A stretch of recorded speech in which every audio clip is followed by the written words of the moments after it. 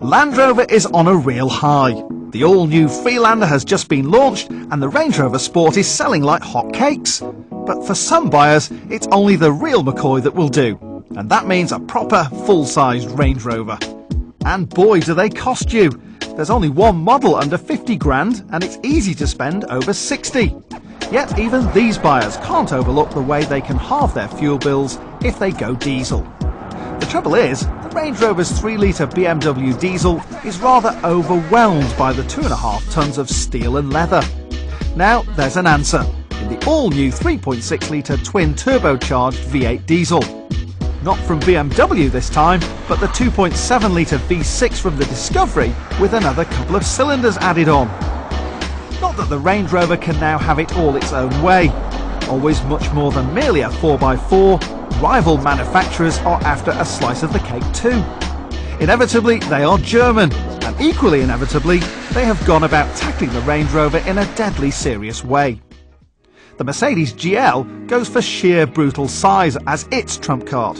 At over 5 metres in length, it's one of the longest cars on sale in Europe, and there's room for a third row of seats if you tick the right boxes on the order form. Its V8 turbo diesel is bigger, at 4 litres, which means its power of 306 brake horsepower is a good 12% more than the Range Rover's 272. Audi's Q7 takes a completely different direction again. Curvaceous and sporting, and quite unlike any other 4x4 we have ever seen. It's as long as the GL too, but what it doesn't have, yet, is a large capacity diesel. So in this test the Q7 has to compete with a 3-litre 230 bhp V6 against those formidable rivals. Is Audi technology good enough to pull it off? Not on the rough stuff, that's for sure. No one has yet equalled the Range Rover trick of coupling high luxury with off-road performance that stands alongside that of a Defender. Range Rovers seem to have an uncanny ability over the really rough stuff, be it rocks, water or the desert. Great axle articulation is one key factor where cars like the Q7 can't even begin to compete. But it's tracks like these that are the worst most 4x4s will ever see. Some mud, a few lumps and bumps, and maybe the odd deep puddle.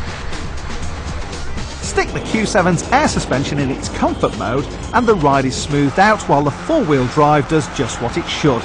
Even the engine doesn't feel underpowered in these circumstances. The Mercedes GL feels altogether more purposeful, at the other extreme to the Audi's designer approach.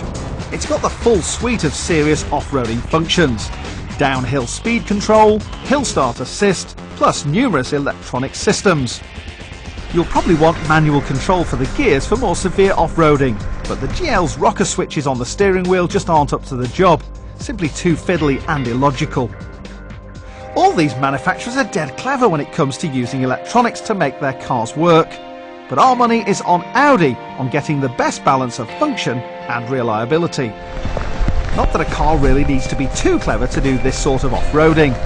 Weight, tyres and four-wheel drive are the key ingredients. The electronics are more about dealing with the driver's lack of skill than anything else. Each of these huge vehicles will tow over 3 tonnes, enough for a big horse box and a couple of drays. Lots of engine torque is important, and the argument that there is no substitute for cubic inches really stands up here. The V8's in the Range Rover and the Mercedes knock the Q7's V6 into the wilderness.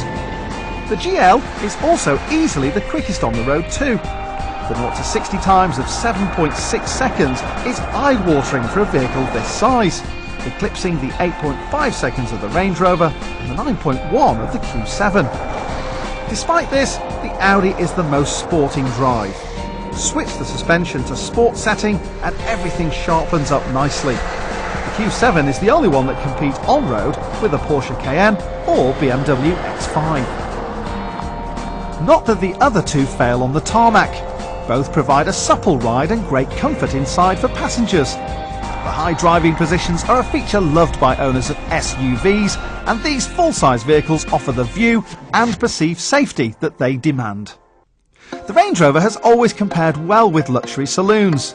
There's a real sense that you need to make no compromise when you pick a Range Rover, with the highest quality leather and a real sense of class.